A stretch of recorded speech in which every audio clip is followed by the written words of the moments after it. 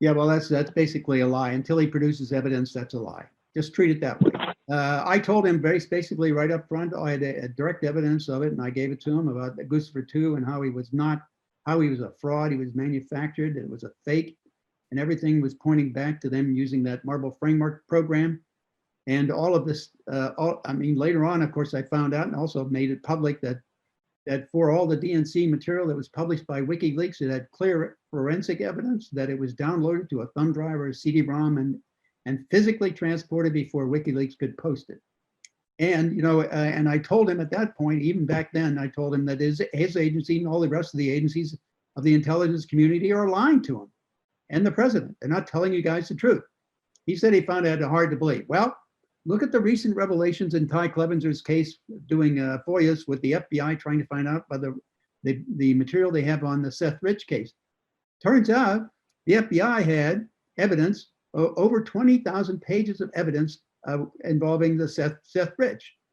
And they also had his computer. And on the computer, it's been reported anyway, that he had contacted WikiLeaks, gave them samples of the emails and asked for money for the rest of them. So, and you had basically Julian Assange offered $20,000 reward for anybody that could give information on the murder of Seth Rich. And then you had the British ambassador to Uzbekistan, Craig Murray, talking about meeting somebody on the American University campus in Washington that was involved in the transfer of data to WikiLeaks. But the DOJ, Barr's DOJ, Durham, Mueller, all of the investigations out of Congress, the House, Senate, intelligence committees, judiciary committees, all of them, none of them took any testimony from any of us who were involved in it.